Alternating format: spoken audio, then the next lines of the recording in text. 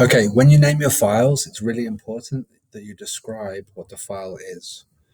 Otherwise, you will never be able to find what it is you need. And over the years, you're going to make hundreds, maybe even thousands of Google Docs. And so you have to name them properly.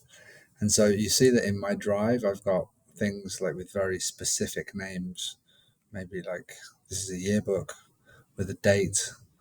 Um, Maybe I have exploded drawings. Okay. Maybe I have like photographs with very specific titles. Or that's a bad name, isn't it? That's a really bad name for a file. Okay, because that doesn't. I'm not going to remember that. So sometimes you name things well. Sometimes you get lazy and you forget.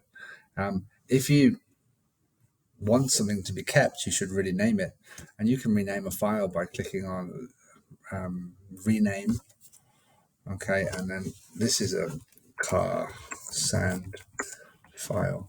Okay, and then press OK, and then it's going to rename it and put it somewhere else in alphabetical order, probably. Yeah, so you can rename files.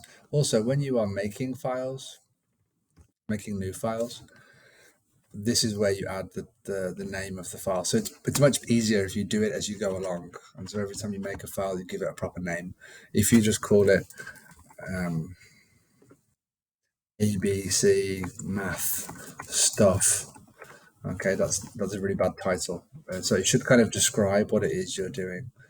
Okay, so fractions, for example, units, fractions, unit one. Sometimes when you're handing it in to teachers, it's good to put your name at the end of the file as well, so they know whose work it is.